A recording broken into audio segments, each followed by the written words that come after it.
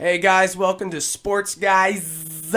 This is our podcast with my co-host Ben Smith Hey. and my other co-host Daniel Kingery What's up? and yours truly, the host Brandon Dirty Taverdi. All right, guys, so we're going to talk about the win from last week Nebraska had over Michigan State. It was the biggest win against a ranked opponent since 2001 when we beat Oklahoma 20-10. And if you do remember, Eric Crouch had a game-winning receiving touchdown to shut the door on Oklahoma. And yeah, I already said it was 20-10. All right, so Nebraska won 39-38. It was a primetime game, and it seemed like with Bo Pelini, we could never win the big game, and we did finally. And we were 3-6, a 3-6 team beat a ranked number 7 team, and the stakes weren't as high, but we still won on the national stage. Like, that's pretty crazy. No, yeah, totally it is. No, we did really well receiving wise. Westerkamp finished 9 receptions for 143 yards and a touchdown. Way to lead us in the receiving category. Also, Riley hit the game-winning touchdown. Absolutely incredible going on for this Nebraska team. They need to keep it up going into Rutgers. Well, I thought it was crazy. I mean, this offense put up 499 total yards on this Michigan State defense. And just remember, this Michigan State defense is an NFL-type defense. It's one of the best in the nation. They have Shalik Calhoun on the defensive line. He's obviously either a first-round or second-round pick in the NFL. Tommy Armstrong had a pretty decent day. He made a lot of bonehead throws, almost an interception on our last drive. Luckily, he dropped it. But, he still had a pretty solid day. Actually, I would say a pretty good day. Just take out those 2 interceptions, you would say it's a great day. He went 19 for 33, 320 yards passing, 2 touchdowns and 2 interceptions, 4 total touchdowns by 2. He had 2 rushing touchdowns. One of the rushing touchdowns was sweet. He lowered his shoulder and popped that Michigan State defensive back. On the year now, he has 18 touchdowns and 9 interceptions. He also leads the Big Ten in all-purpose yards, so I think that's pretty sweet. We also got the run game going. It was a pretty balanced attack, which I think is very important for this offense to have a balanced attack. Monty Cross had 18 carries with 98 yards rushing and 1 touchdown. And I really didn't expect us to move the ball as well as we did. Michigan State they've had a stout defense all year. Their actual biggest concern coming into this game was their secondary, and it definitely showed. And that's their biggest weak link. That rhymed, didn't it? But no, the run, I didn't expect us to run the ball as well as we did. We've been struggling with consistency all year running the ball. I don't know if it's because Terrell Newby wasn't running it this week. I like Terrell Newby, but man, he's been inconsistent. But I think it fit well that Monty Cross was running the ball because that defensive line is very stout and Monty Cross is very physical. You got any quotes for us, Kingery? Armstrong said after the game that this team is better than our record seems. I agree with that. This team is one of the best 4-6 teams out there in the country. Definitely. You don't see a team like Nebraska that can keep up with a top 10 team like Michigan State on this stage. Maybe like Michigan State has struggled in games like Purdue and Rutgers. But Nebraska's a whole different team. Nebraska's better at rushing the ball, not a little bit at rushing the ball than those teams, but I'd probably say mainly more at passing the ball because they pass more than those teams. It's crazy. You just look at all those close losses. We honestly should be at least 7-2. The Illinois and Purdue game we deserved to lose because horrible game management or clock management against Illinois, and then Purdue is just downright ugly. That was just bad. Yeah. But, you got to come in. If you're going into Lincoln with all that momentum coming in, you got all the fans wearing black. It's just just a huge environment. Momentum was just, even before, it was just swinging Nebraska's way. It's crazy because just last week the sky was falling because we lost to Purdue. And I don't know. It didn't seem like we had a whole lot of momentum coming in. But I think the players fed off the energy from the crowd. 90,000 fans still attended that game, and our capacity is 89,000. How many teams in the nation do you know that could go 3-6 and still draw that many fans? You look at Michigan last year, that stadium was half empty. They hold 105, 110,000? Well, what else is there to do in Nebraska besides Nebraska football? Hey, it's a religion here, man. Shut your Iowa ass up. I'm not denying that. No, I know. I'm just saying, but you gotta admit, even for an Iowa fan, our fans are loyal as hell. Oh yeah, they're loyal, but they kind of go over the top at times. Man. Well, you gotta give us this night. That was crazy. I mean, I liked Bo Pelini. I loved it. I was pissed when he got fired. And I like Mike Riley, too. Don't get me wrong. I honestly stand behind any coach that we have besides Bill Callahan. Screw that guy. But not even Bo Pelini. Bo Pelini always, one of his biggest things was he was not able to win on the big stage. And it always seemed to be true. Like last year against Wisconsin, that was an important game. That was important for the Big Ten West. That was important for us to go to the Big Ten Championship. We started off fast. We went 17-0, and Wisconsin ran all over us that year. And there's been plenty other cases, like what about Wisconsin in 2011 when they had Russell Wilson? I think they won like 49-17. It was just ugly. There was a lot of big games that Bo Pelini just couldn't finish. And Mike Riley, he's known for winning big games. He upset USC 3 different times at Oregon State. One of the times USC is ranked number 1. That was in 2006, maybe. And then last year he upset number 6 Arizona State. So Mike Riley wins big games. He knows how to pull off the upset. Let's just hope that in years to come that these aren't just upsets. These are just really big, these are big wins to advance us to the Big Ten Championship or make us a contender in the Big Ten West. Let's not just be that team that upsets people. We want to compete. Well, with Mike Riley, you get those big upsets, but then you get the teams that go 5-7, 3-9, 5-7, 7-6. That's what I'm saying, though. I think Nebraska with Mike Riley, they're going to be an average team. They're going to have those couple big wins a year. The only thing I can think of is Iowa State and Paul Rhodes. I mean, even with them playing Oklahoma State, think back to 2011, the biggest win in the program against Oklahoma State. Yeah. Basically the game that started the whole thing about the college football playoff. I mean, he gets those big key wins, but they always end up having a so-so record. Right. Well, see, it's hard. I'm a Mike Riley supporter. I don't believe in firing a coach in their first year. I think that's ridiculous. He's playing with Bo Pelini's recruits, and I keep sounding like I'm a Bo Pelini hater. I'm really not. I even wrote a freaking article on why we should have not fired Bo Pelini, but who knows? I mean, this year maybe Bo Pelini would be having the same record with his recruits. My thing is, wait until Mike Riley's recruits come in, and they'll be coming in like next year and the year after that. We got Patrick O'Brien, a 4-star quarterback. He is an Elite 11 finalist. He looks good. He's been putting up crazy numbers. He has an 80% completion percentage in high school. That's amazing. And with these recruits, they're going to fit a system. This offense that we have right now, all these players are super athletic. And I'm not saying pro-style offenses don't have athletic players, but with the pro-style offense obviously comes with different players. And when we get different players, it's going to fit better with that offense.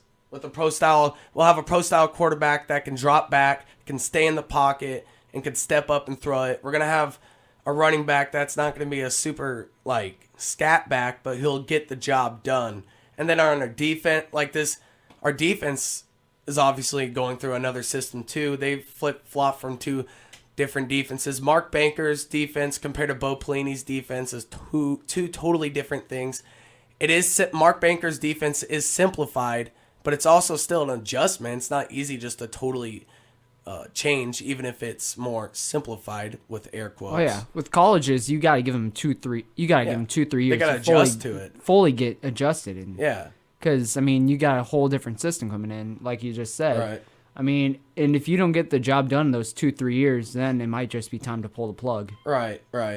I mean, I don't believe in moral victories at all, but at least we're not getting blown out in any of our losses. And I'm not okay with losses at all. But I mean, I'm fine with a close loss, even as an Iowa fan. I like closer games. Blowouts Yeah, but with close losses comes with heartbreak. But Who cares? High blood pressure? Who cares? Yeah. But seriously, if Nebraska can finish games against these close games like we did against Michigan State, we could really be a good team. We could be ranked right now. So hopefully next year with Mike Riley's recruits or with just the players being more developed, we'll be able to finish those games and have a pretty damn good record, or at least a decent record, like 8-5 or 9-4 or something like that. Hey, Mike Riley's known to develop football players. Look at Sean Mannion. He wasn't a highly touted quarterback coming to Oregon State. He was a draftee. I mean, NFL scouts were looking at him. Look at Brandon Cooks, wide receiver for Oregon State, now wide receiver for the New Orleans Saints. He's a pretty electric football player. He makes a lot of plays.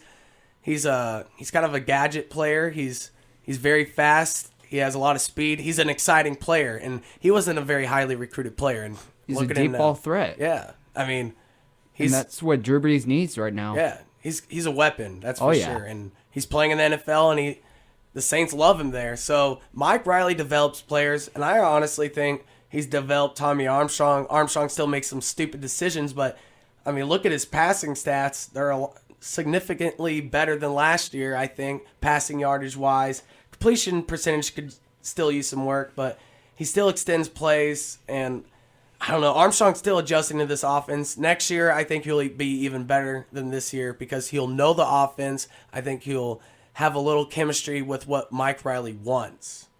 I think he's getting more. Tommy's getting more like experience because I mean, last year it was just giving the ball to Amir Abdul all the time. Definitely. I mean, I think that's why his stats are going up because he's getting more playing time. He's getting more action with the football instead of just handing it off. Right. Well, he's been running the ball a lot less this year, which, I mean, I personally would like to see him run the ball more. He was coming out of high school as a dual-threat quarterback. But I think as the season's progressed, I have noticed a lot more design quarterback runs with him. And I think Mike Riley is noticing that that is a strength of his and that they should include that in the offense a little. I'm not saying to run Tommy Armstrong 15 times a game, but if we do some read options here and there or just have him a quarterback draw or something, I think that could benefit us very well because that defense is going to be looking for the pass a lot, so they might not expect him with the quarterback draw right up the middle. But you just got to be careful not to overuse him because if you overuse him, then you got the chance of getting hurt, and you don't want that whole situation going down. Yeah, when we had Riker Fife throw 4 interceptions against Purdue, that was a pretty... I honestly think that also would have been different if we had Tommy Armstrong in against Purdue.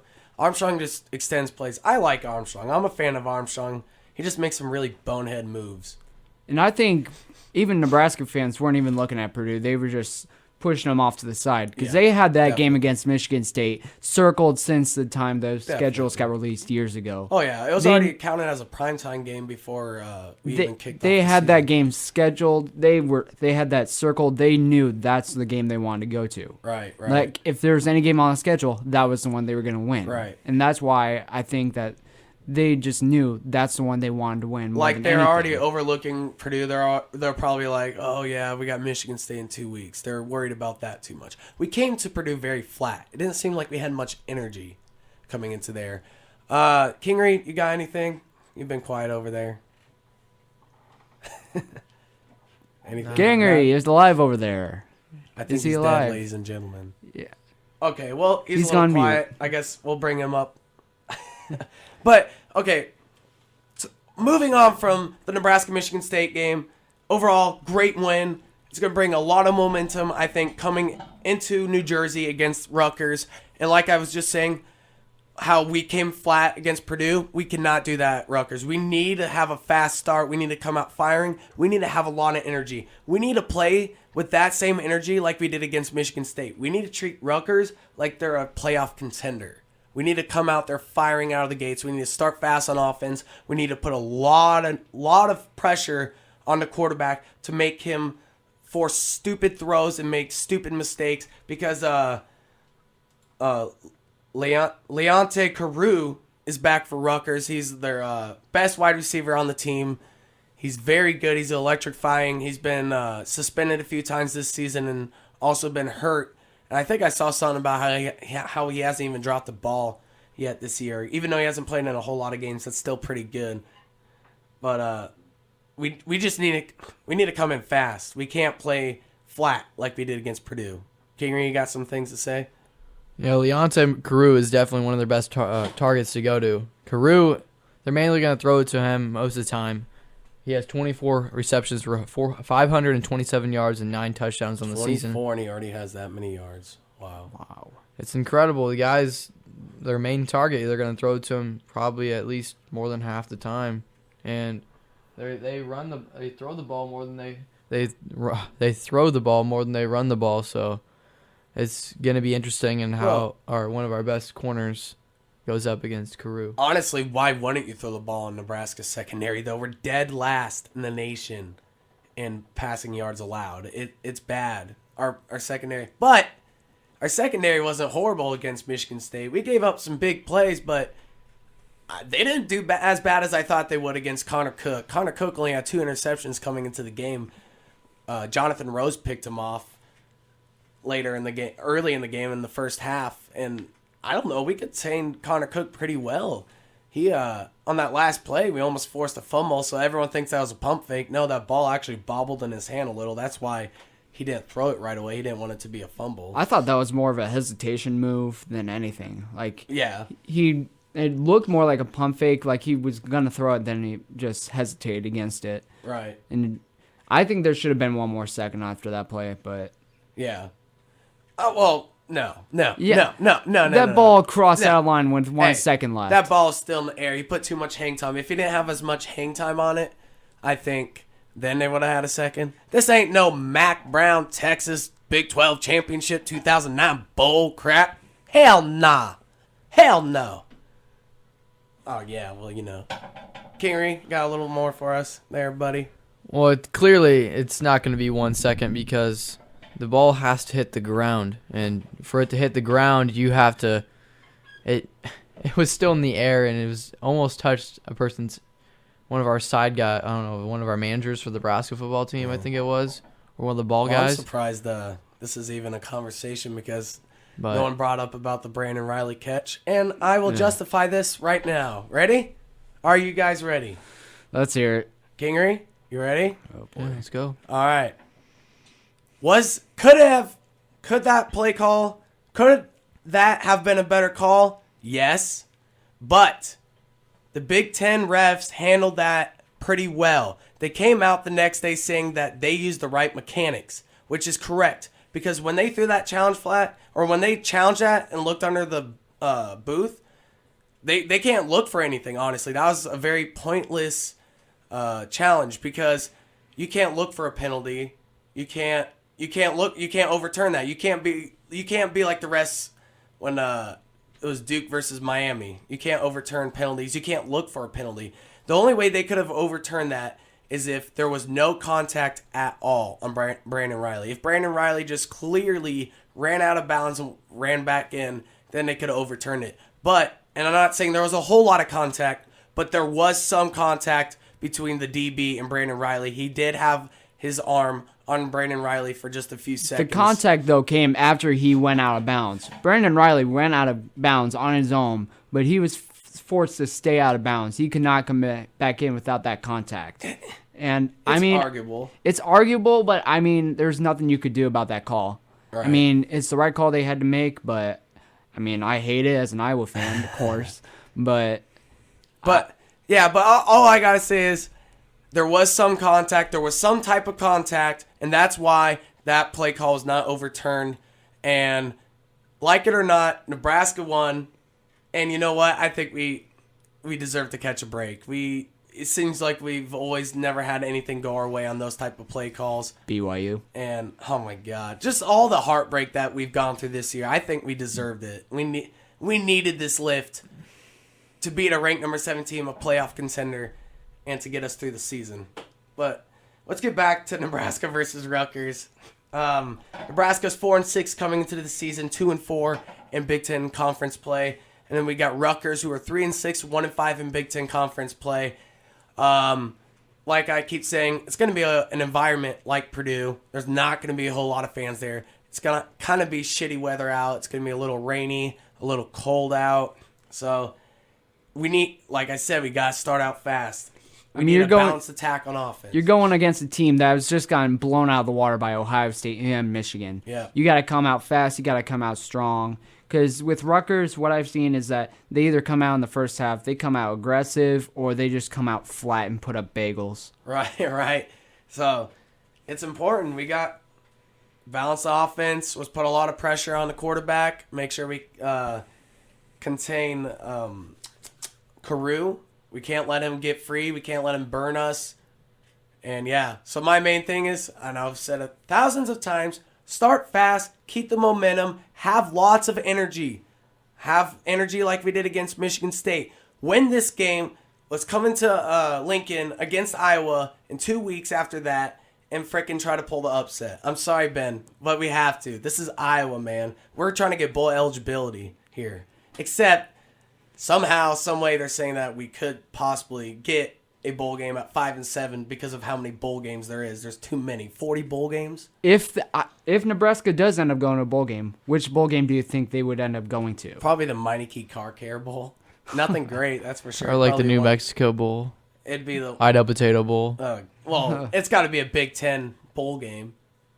But yeah, it's going to be one of the lower end early December bowl games. But hey, a bowl game is a bowl game, you know? And I mean, if they don't, they can play Iowa Western in the Graphics Edge Bowl or whatever it is. God damn you, Ben.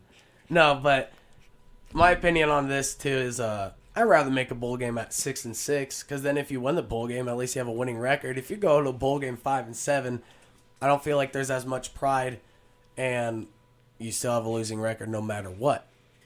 But I think, hey man, we pulled off an upset against Michigan State. I think Michigan State's a little better than Iowa.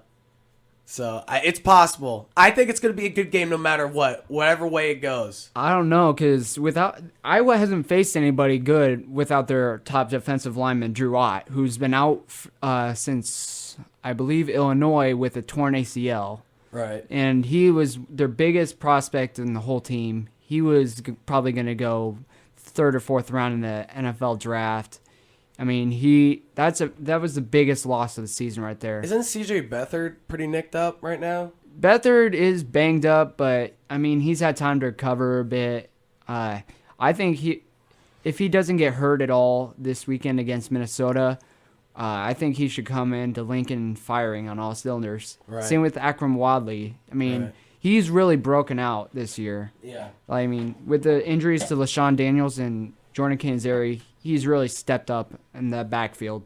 Right. And same with Desmond King. I mean, leading the team with, 14 or 15 interceptions. I mean, you got that deep ball guy that can cover anybody. Mm-hmm. And he's a ball hawk. See, yeah, I mean, Iowa versus Minnesota, that'll be a pretty good game, honestly. I think Minnesota, I've been saying this the past few weeks, Minnesota's playing very inspired because of Jerry Kill retiring. They're trying to honor the rest of the season for Jerry Kill. They put on a big-ass sticker on their helmet with Jerry Kill's name on it. So, and it's a rivalry game. So every rivalry is usually typically a good game. And they're playing for, Golden Pig? The Florida Rosedale. That'll be an interesting...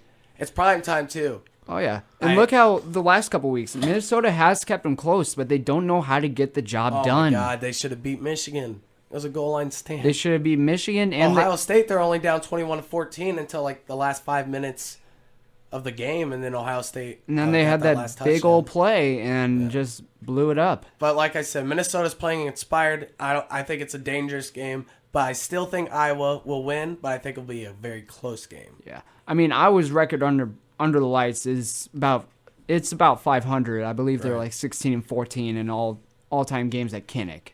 I mean, it's pretty iffy. Right. I mean, fun fact real quick. With that win against Michigan State last Saturday night, Nebraska has won now 17 straight night games at home. So that applauds. Yes. All right. Oh, and correction about your Desmond King interception thing. Desmond King is tied for first in the nation with 8 interceptions on the year. 8? Yep. That's pretty impressive. That can't be right. It's 8. I got it straight from ESPN.com. I think that's pretty good. Either way, that's pretty good, though. 8 interceptions in one season is pretty impressive. Oh, yeah. All right. So let's talk about college football playoffs. That's always a good topic. That's what the college football playoffs has brought us. Lots of good discussions and debates, and just adds more excitement to college football. So let's move on to that. Last Tuesday, they came out with the rankings, and obviously there's going to be a shakeup in the rankings because last week he had 2 against 4. Alabama shutting down Leonard Fournette. Leonard Fournette only had like 40 yards rushing. Very surprising, I thought, that he got shut down like that. So Alabama, obviously, I think they have one of the best defenses in the NFL. You got something to say? Well, The NFL? correction. College football, but they're going to be Yeah, NFL football. Leonard Fournette, he had 19 carries for 39 yards Yeah, that's... And a TD. and 1 touchdown. No, he was limited on Saturday because Alabama knew that he's their LSU's main offensive weapon. And if they stop Fournette, they pretty much stop the Tigers' whole offense. And if they can stop, if they stop Fournette easily, to me, it was no problem for an Alabama experienced defense because they're really good against they're mainly good against the rush, is what I'm trying to say, but they have been good against the pass as well. Let me ask you this. With Leonard Fournette struggling like that, his worst game, obviously, the whole year, didn't even eclipse 100 yards rushing. And Derrick Henry obviously had a lot better game. Yeah. Yeah, he ran all over him. Yeah. Does Derrick 38, Henry go over Leonard Fournette for the Heisman race? I After just one game? I I wouldn't think say it would have to yes take yet. more than one game. Yeah. Like it would have to be if he puts up numbers like Fournette did earlier this year, like 200-yard games, then maybe. But I don't know. I think Fournette still got it. Yeah, I just think the upper edge is that they went head-to-head. But I wouldn't say just yet because he's got to prove more to me. If he can run the ball against Mississippi State at Mississippi State this weekend, then I would say maybe I'll consider him for the top 4 ballot. Maybe I'll consider him for one of the best running backs in the country. Maybe he'll be in that top 2 or whatever for the Heisman. I don't really know for sure yet, but. Right. He did good against LSU with 38 carries for 210 yards and 3 touchdowns. yeah, and it's just one game, honestly. I mean, everyone's had every Heisman winner's not had their they're not going to always be godly at each game. I saw someone on SportsCenter where they're showing Heisman candidates where they struggle in one game and they still won the Heisman. Like Mark Ingram back in 2009 only had 45 yards rushing in one of his games. Tim Tebow got sacked 6 times.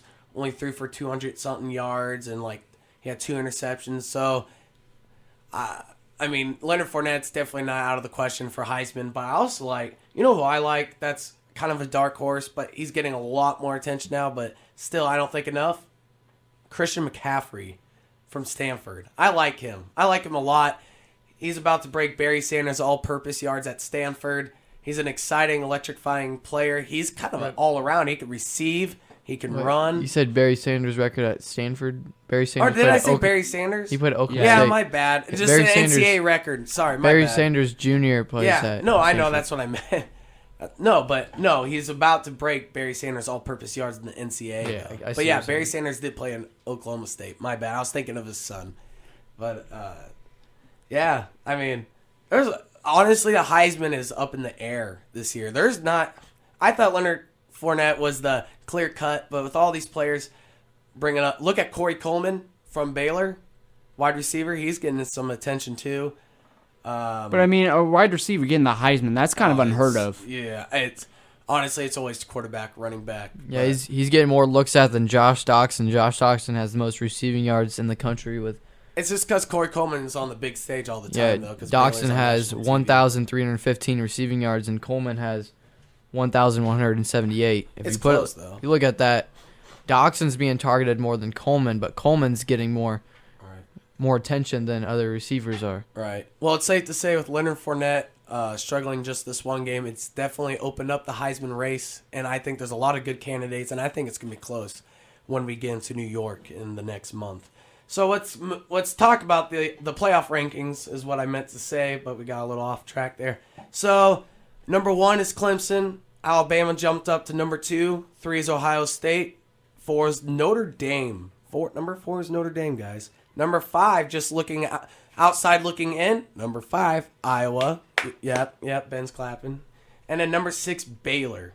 Now, is it right that Iowa's over Baylor, Ben? I think that's wrong. I think Yeah? I had Iowa coming in at 7 on the poll. Really? I had Notre Dame at 5. I had Baylor at 4. I think Baylor. Right. I mean, their strength of schedule is so out of whack. I mean, compared to all the other teams. Right. I think right now it's just a sitter until Oklahoma State, because I think Oklahoma State's my dark horse pick. Yeah? I think they'll get through the gauntlet. I think they're gonna run through. Wait, so does Baylor beat Oklahoma this week? I think Baylor does squeak by Oklahoma, just barely, and then I think Oklahoma State just steamrolls them, just like they did TCU. TCU, wow, that was very surprising. Gary Patterson's defense, man, what the hell happened to his defense? That's sad.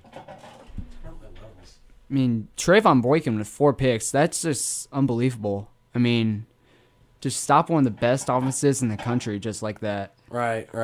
But, see, I have it flip-flop too. Honestly, I think Iowa at 6, Baylor at 5.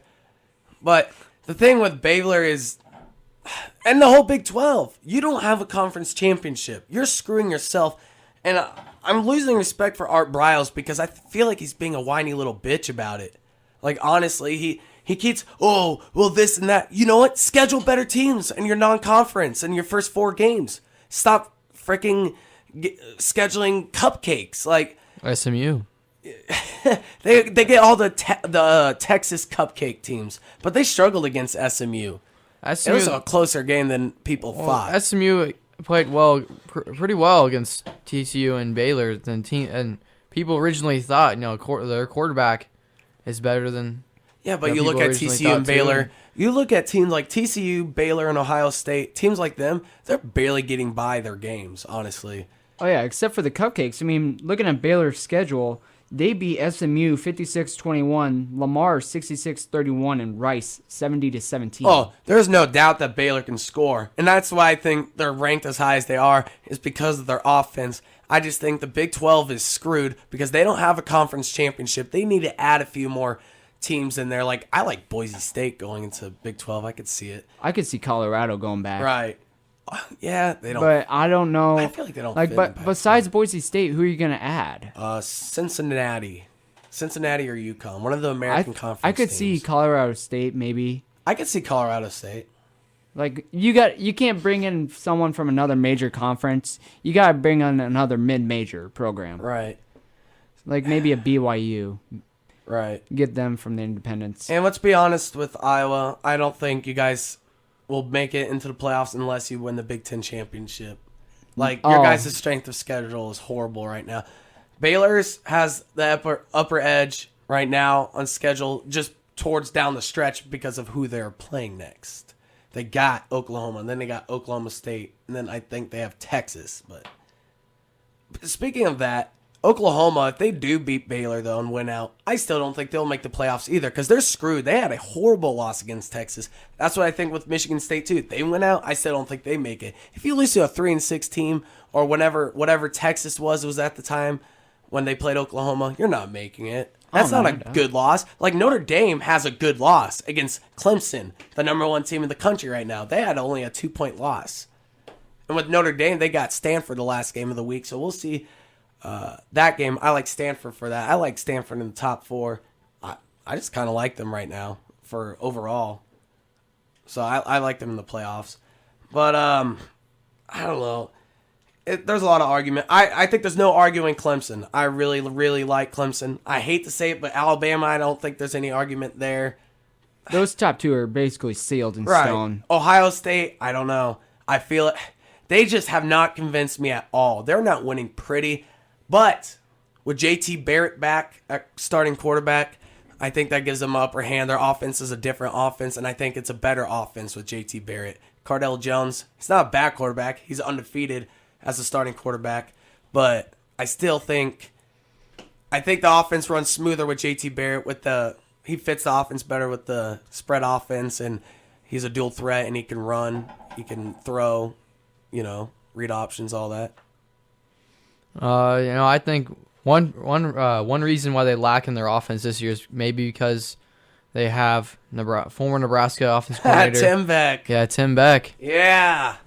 I can't believe my mind was blown that Tim Beck was hired at Ohio State after he got fired from Nebraska because we were calling for his job. Like I was not liking Tim Beck at Nebraska, and then he basically got Tim Beck was pissing me off, and oh then my god, you go his see, conservative play calling. and then you go see Ohio State's former offensive coordinator. He goes to Houston, and look at Houston. Yep. They're undefeated, Yes, but Houston's not getting enough.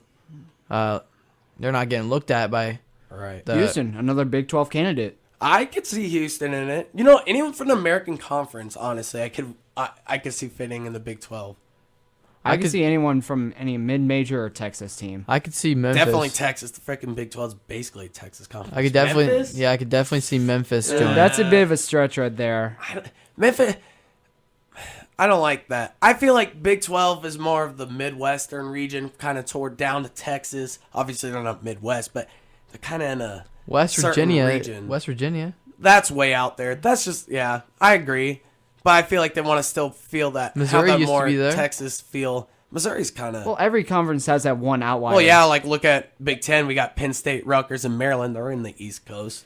SEC has Missouri and Texas A&M. Yeah, I mean, they're kind of southern states. Yeah, but I mean, Missouri's arguable. It's Missouri, kinda half. that's nowhere close to the Southeast. That's Midwest. It's kind of, well, if you go more down by Arkansas. This is not football, though. What the hell? No, I'm just kidding. But, yeah, so we'll see how the playoff rankings work. I think they'll change again. We'll see how Iowa does. I think they need to start. Ohio State needs to start winning in convincing fashion if they want more respect. So we'll see how they do with JT Barrett back at starting quarterback. I do think their offense is different. And I do like Ohio State with JT Barrett. So I think they can be ranked a little higher or at least stay where they are with JT Barrett. So enough with college football. That was fun talking about. And we probably need to start wrapping up the show pretty in the next 10, 15 minutes because we got class. Yeah, that's right. We're college students, bitches. Yeah. What the hell was that? Yeah. Yeah. Tyrone. All right. I don't know what's going on here. It's getting a little weird. Kingery's just wanting to be really quiet. Yeah. But Let's get weird. let's go to the NFL real quick. Let's close out the show with that. Jets versus Bills. What are you doing? What? Weird. I don't know. Jets versus Bills last night. Rex Ryan was back in New York, and it looked like Christmas with those hella ugly uniforms. I liked them, to Yeah. be completely honest. I like the Red Bills uniforms. I like the Jets more, honestly, with their uniforms. I like the sparkly stuff on their logos and all that stuff. But it was a very good, dude. Obviously, that win meant a lot to Rex Ryan, and I like that. I like how Rex Ryan is honest. Like, I hate when coaches put off games like a national championship game or a playoff game. Oh, it's just any other game. Like Bill Belichick, it's just another game. It's not just another game. If you're playing a rivalry, if you're back at home, if anything, any kind of connection you have with this certain game, it means something to you. It does. And I like that Rex Ryan showed that and expressed that. And he was fist pumping, dropping F-bombs after they won. He was psyched up, man. Well, to be honest, to me, every game is not just another game. It's either a loss or it's a win. If you win, that's one step closer to that. What could be a Super Bowl? Right. If a loss, that's one step closer to not making the playoffs. Right. So this question comes up: is the Bills for real? 5-4? Are they a playoff contender? Can they make the playoffs for the first time since 1999 when they lost on the Miracle in Music City against Tennessee? Can they make the playoffs this year as a wild card in that division? Keep in mind with the Patriots. I think they have a good chance at making the wild card game. Yeah. I think they will not be able to get it done if they face the Patriots again. I mean, the Patriots are just unbeatable. I mean, look at what they did earlier in the year. Yeah. They absolutely destroyed the living hell out of them. I don't like how people comparing them to the 2007 Patriots, though. I think that 07 Patriots was on another level when they had Randy Moss as wide receiver catching, 23 touchdowns? That team was unstoppable. I don't think. I mean, they're kind of getting to that level, but they're not there yet. Imagine if that 07 team had Gronk. Oh, my God. Jesus Christ. Speaking of that, an upset pick that people are favoring this week in the NFL is the Patriots to lose to the Giants. Can you see it happening? I can see it happening. I mean, Look at the history. Look at the between history. Those teams the last And- 8 years. and with Jason Pierre-Paul back, I'm surprised. I did Four not think he fingers. was going to give him much. Him and that oven mitt. I thought he was just going to sit there and just get pancaked, but Right. he's back and difference. he's back in mid-season form. Yeah. Yep. You know, I could see it, but I'm still gonna go with the Patriots just because the Patriots are just that one team that is experienced. They're experienced on offense. Gronkowski's just that top tight end that no one can defend, and they got so many weapons that they can throw to, like Edelman and Gronkowski. That's the main two, and they lost Deion Lewis for a season with the torn ACL, but their defense is pretty experienced and. Malcolm Butler. And I don't even know what I would do to that. Well, Be able to do I'm on that going to go with defense. the upset pick. I'll go with the Giants beating the Patriots. And I also think the 3 undefeated teams right now, Panthers, Patriots, Cincinnati Bengals, they're all going to lose sometime this season. I don't think anyone's going undefeated going into postseason play. So I do think if this is the game to lose for New England, it's going to be this Sunday against the Giants. In other news also, my Packers play the Lions. We better kick their ass. We're on a 2-game losing streak. We did play 2 undefeated teams back to back. The news coming out of Green Bay this week is James Starks is starting over Eddie Lacy. Eddie Lacy has been struggling like no other. I don't know if it's because of weight. Everyone's been talking about weight issue, but he is 240. I like Eddie Lacy. I really do. He had 2 great years, back-to-back 1,000-yard seasons, Rookie of the Year in 2013. So I like Eddie Lacy. I want him to improve. I want to see him eventually back in the starting lineup, but I do think it's a good move that James Starks is the starting running back because he moved the offense pretty well against Carolina. He's running the ball. It's just a different change of pace. You got from the power back to the more of the scat back. So I kind of like it. But Mike McCarthy also said that he doesn't believe in one running back just getting all the carries. So it's going to be split carries. So I think James Starks is obviously going to get the majority of the carries, but Eddie Lacy will get some carries too. And if Eddie starts doing good, they might just do a 50-50 type carrying the ball. Yeah, I think you got to. If you're Green Bay, you got to focus more on the rushing game than passing. Well, you can't just depend on Aaron Rodgers all the time. Because look at what he did last week against Carolina. Yes, he came back, but 4 touchdowns, 1 interception over But I almost 400 yards passing. yeah. But most of that came in the second half. They really started getting in his head early. Well, Because he got sacked 5 times. yeah, they got in his head. Well, If you saw him on the sideline, he was throwing the tablets. He was frustrated out of his mind. well, dude, I would be pissed too. The offensive line wasn't blocking worth the hell, dude. Like, he was getting no time to throw the ball, and that's what's been the problem. The 2 games that we lost is because Aaron Rodgers is getting pressured, getting knocked down, getting sacked. He's getting no time to look downfield. Everyone's like, oh, he missed Randall Cobb on that 4th and goal, on our last drive. Like, he didn't have time to look at Randall Cobb. Someone was right in his face, so he had to lob it. I mean, and there's so much miscommunication. I mean, there's players fighting on the sidelines. BJ Raji and Clinton Dix. Yeah, it's just starting to. The team, if they lose to the Lions, that team's gonna implode. I don't think so. I think I want Green Bay to do what I want Nebraska to do to Rutgers, blow them out. This is the freaking Lions. And we got a big game coming up in a few weeks, too, against the Vikings, which is obviously a huge game because we're both 6-2. We're tied in the division in the NFC North. So that's huge. But class is starting in like 18 minutes for us. But do we have any closing statements from any of you? Any bold predictions about anything, any sport? Just real quick before we go. College, NFL, Ben? I was Rose Bowl bound. Ooh, bold statement right there, ladies and gentlemen. All right, Kingery, anything? Any bold statements? Any comments you want to make? Anything? Anything? He's on the computer. Hey, Kingery, turn me up. Yeah, turn me up. Anything, Kingery. Say something. I Speak think your- if Clemson does well this week, I think they can possibly. Well, they will probably win this week because they're playing Syracuse. Syracuse is not that good of a team, but I think Clemson is looking right now that they're going to make the playoff and they're going to be that team to possibly go to the national championship. To me, that's because Yeah. they're that good of a team. Their D line's very experienced. Defense, pretty solid.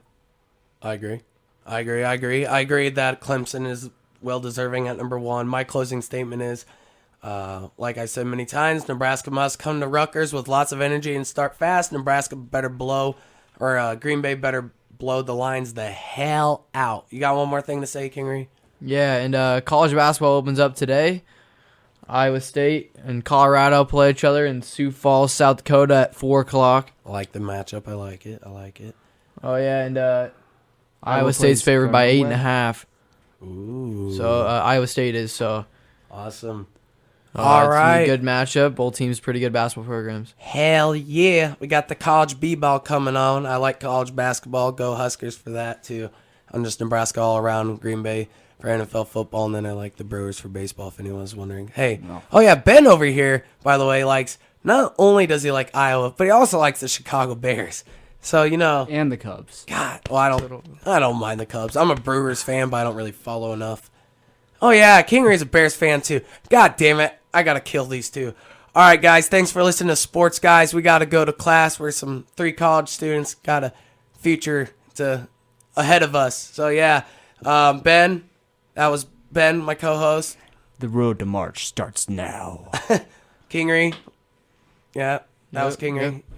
See you later. Quiet, but whatever. And this was your host, Brandon Taverdi. Listen in next time. We'll try to make another podcast next week. Thanks for listening. Go Huskers, go Packers, deuces. Go Bears. The Bears.